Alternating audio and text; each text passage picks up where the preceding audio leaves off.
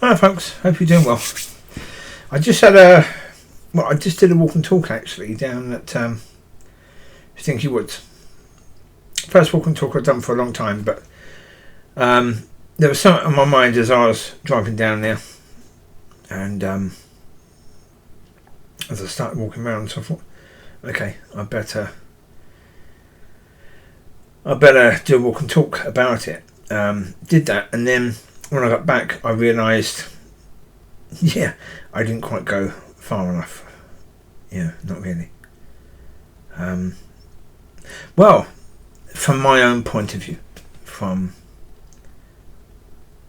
my own point of view, I'm going to put it this way. When I was doing, the subject was about the fact that there are probably quite many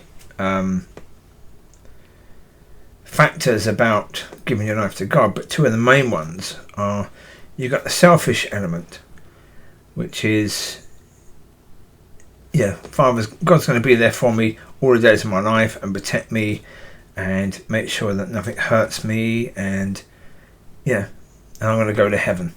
Yeah, that's the selfish element. But then there's a sacrificial element, and we don't seem to know that element anywhere near as well as we know the selfish one. Yeah, most people live beautifully with the selfish element. They do a fantastic job of that. The sacrificial, no, we're not doing good with that. That seems to be... Look, I've just... when I came back, I was speaking to God about what I'd said, and I felt God was giving me more stuff. One point, very much, that was incredibly relevant was we've got a harvest, and if that harvest came in now with the church and the people of the church being as they are, probably 90% of those people would be lost within no time at all. They'd all leave the church, they'd all wander off, they wouldn't remain.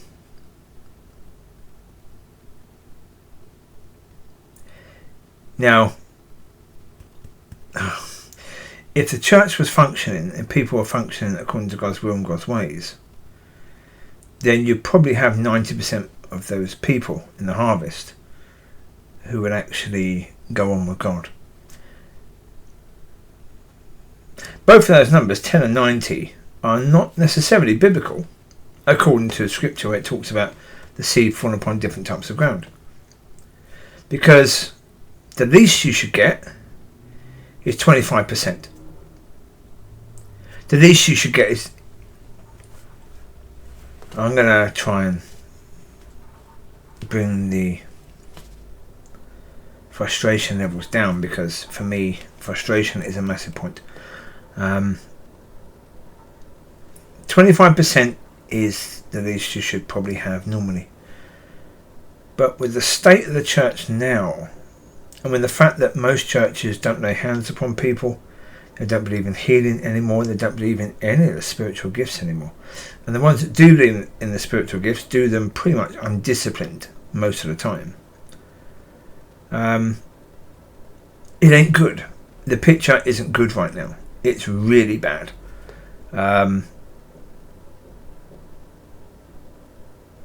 So as it is, it would do a lot of harm to people if they came into it right now.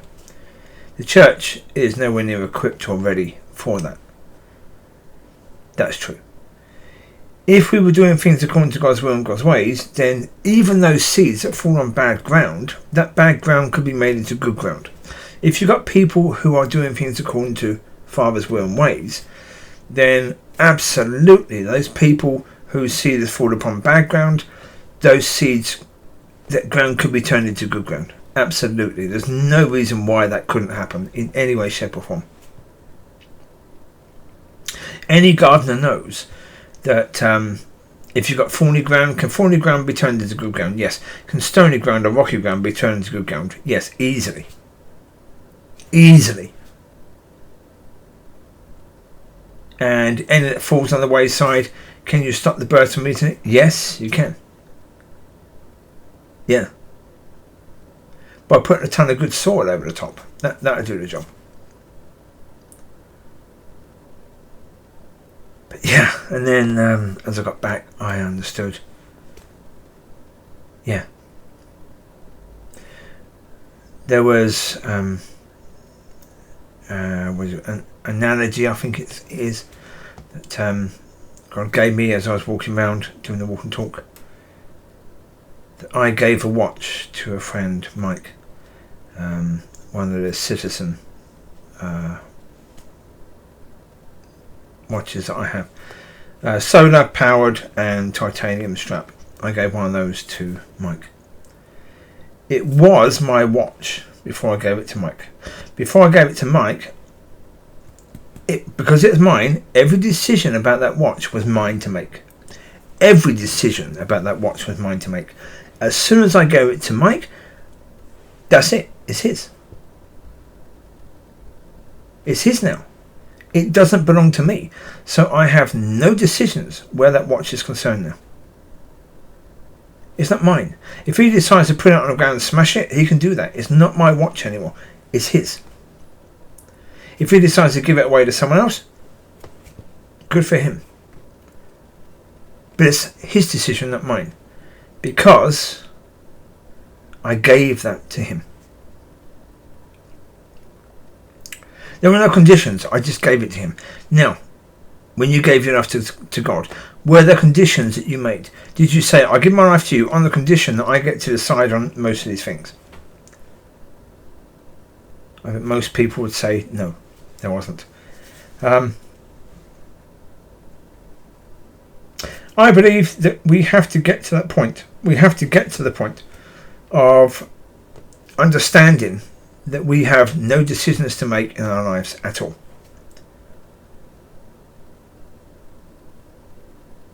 And I think we'll probably have to live that way for a short time.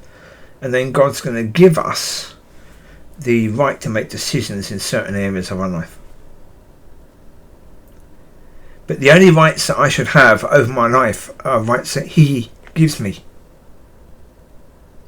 Because I gave my life to Him, I should have no rights at all, other than the rights He gives me. And He's not going to give me rights over my life all the while I'm trying to be the one deciding everything myself anyway.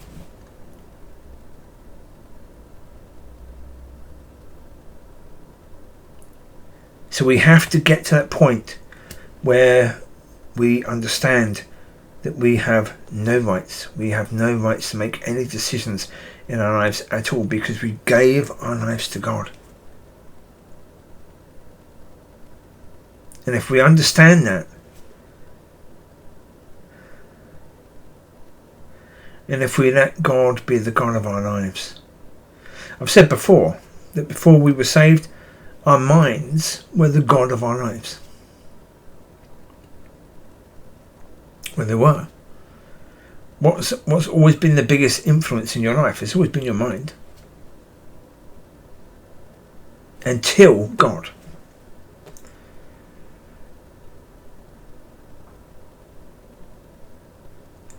Your mind has to be subject to God. The only way it becomes subject to God is if we understand that we gave our lives fully to God, and including all of that. Including all that decision making ability, we gave that to God.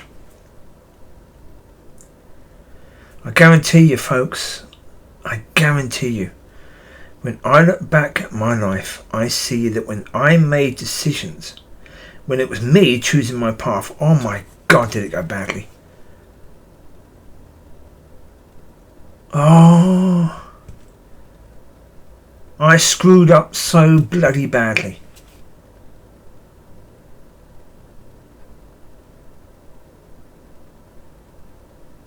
And I know that most people are in the area. They can see that when they did things they screwed up. But the problem is they don't yet understand, and it means that they're going to give it all to God. Let God be the one to decide your path. Let God be the one to decide what's going to happen in your day. To lead you, to guide you. But properly to lead you and guide you, not this fluffy wuffy lead and guide. That means that you don't have to take notice of anything that God says anyway, because you get to be the one to make every decision. No.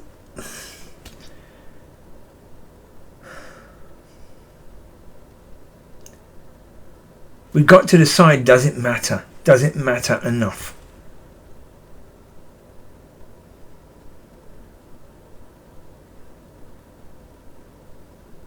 If it doesn't matter enough, then okay. But don't expect it to ever get any better. Don't expect God to do marvellous, incredible things for you, because He's not going to do that.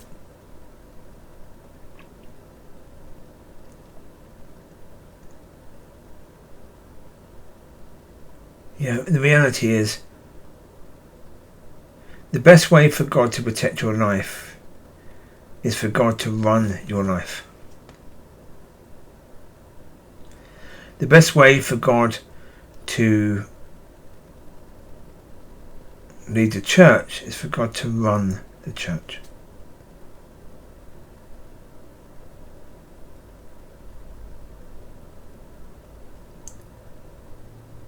If we still have the power, if we still have the authority, it means that He doesn't.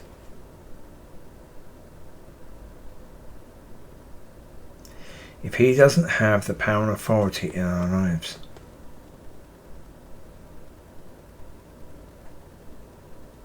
then all those things that the Bible says we're going to get, all those selfish things, we don't get. And when we don't get that, that's when we start complaining to God, and that's when the devil starts saying, does God really love you? Because He's not protecting us, because we are falling. Not completely, but God's allowing us to fall because He's trying to get our attention. He's trying to say, look, you decided to go down this road. You decided to, that was you. God's trying to get you to know that when you decide to do stuff, and when it's your decision, it's likely to end badly, because you're not very good at this. Because none of us are. We can't see the big picture. We can't see, if we can't see that, how do we know which way to go?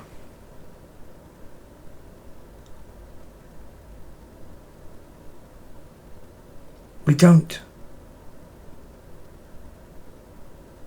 Unless we're guided completely, properly, fully, by the one who can see the big picture, and that's God. I say we have to get to the point where maybe for a few days we don't get to make any decisions in our lives. That we just lean on God completely. Until God says, I'm going to give you the right to make decisions in these areas. But still under guidance. Well, things like, okay, what you eat, what you drink, when you take a shower, when you brush your teeth, when you go to bed. All these things are things that you can decide. If someone invites you out, then you can decide that. But again, under guidance, because what you eat, shouldn't you be guided by that? Because there are things that we eat that aren't good for us. Really? Yes. I went on a walk earlier where I did that walk and talk, because last night I came in and I finished the Tesco's triple chocolate trifle thing, or whatever they call it. I'd had about a third of it beforehand, and I had the other 2/3 last night. So today I thought, I need to walk that off, really, don't I? Because that isn't completely healthy. It's okay, it's nice, and once in a while it's okay.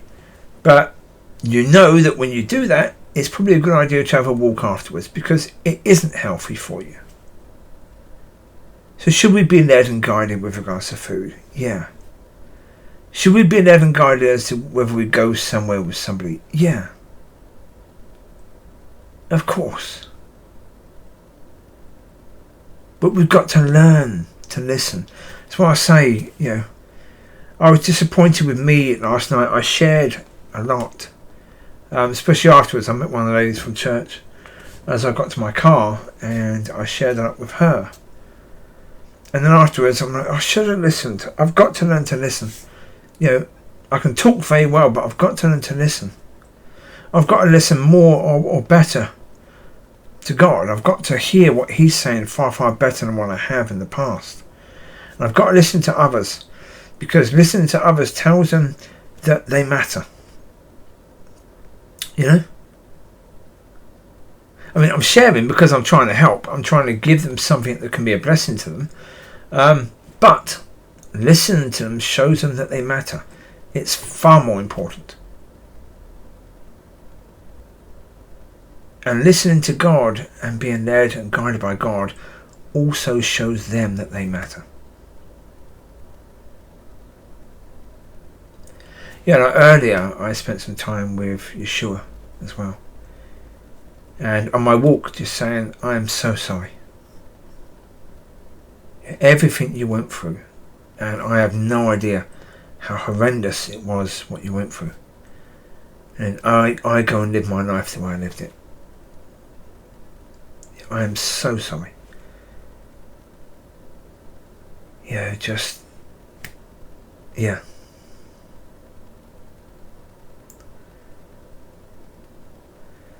But that's it. Doesn't matter, really. Doesn't matter enough to us to take the sacrificial part seriously. As seriously as we take the selfish part. Does it matter enough?